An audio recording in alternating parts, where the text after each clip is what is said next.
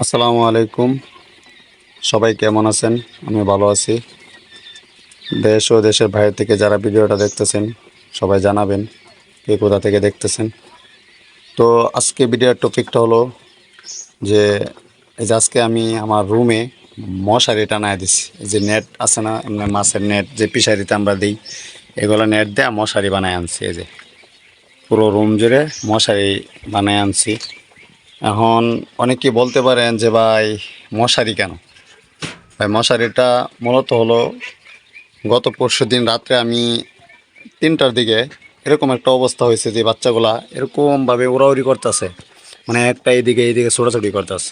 তো আমি ভয়ে তাড়াতাড়ি করে মানে পাশের রুম থেকে দূরে আসি। আসার পরে আমি ভাবছি হয়তো ভিতর হয়তো লেঞ্জর কিংবা কোনো কিছু একটা ঢুকছে, এই সিফা হয়তো বাচ্চাগুলারে মারার জন্য, আক্রমণ করার জন্য এরকম কিছু ঢুকছে। কিন্তু আমি তাড়াতাড়ি আসিয়া দেখি যে আসলে তেমন কিছু না। বাচ্চাগুলো আসলে একটু এই কোয়েল পাখির বাচ্চাগুলো একটু শব্দ টব্দ শুনলে একটু ভয় পায় বেশি, এই জন্য হয়তো ওড়াউড়ি করে। তো ওরা যেহেতু মোটামুটি মাসাল্লাহ বড় হয়ে গেছে, তো ওড়াউড়িটা একটু বেশিই করে। এই জন্য চিন্তা করতেছিলাম যে ওদের জন্য কী করা যায়। কারণ উড়াউড়ি করে একটা ওইদিকে ছোটাছুটি করে সিপাই চাপাই পরে দরজা সিপাই বাহিরেও চলে যায়। সিপাই চাপাই দেওয়া, তারপরে আপনার ওই নেটে ওইদিকে ডুস খায়, টিনে ডুস খায়।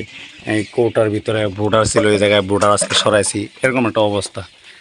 তো সব মিলে চিন্তা করলাম যে মশারিটা একটা ভিডিওতে দেখছিলাম মশারিটা করলে হয়তো সম্ভবত ভালো হবে।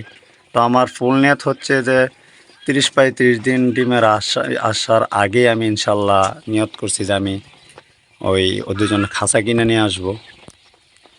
তো এই জন্য ভাবলাম যে আচ্ছা মশারিটাই নিয়ে আসি।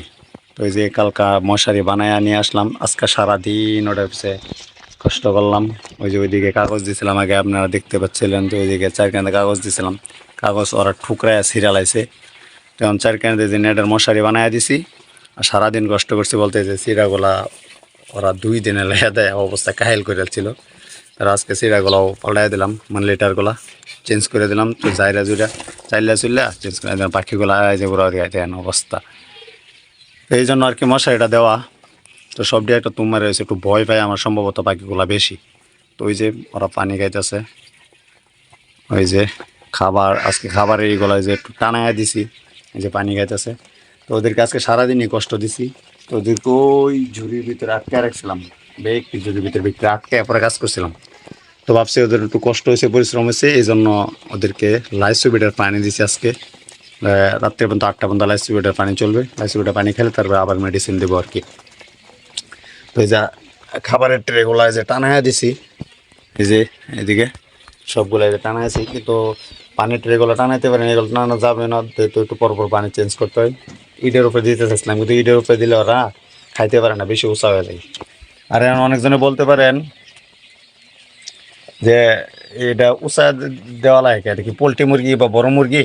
আসলে মূলত এটা দেওয়ারই হলো যে পোলট্রি আর কোনো কিছুই, মানে মুরগি আপনি যেটাই করেন, কোয়েল পাখির ক্ষেত্রে একই সেম।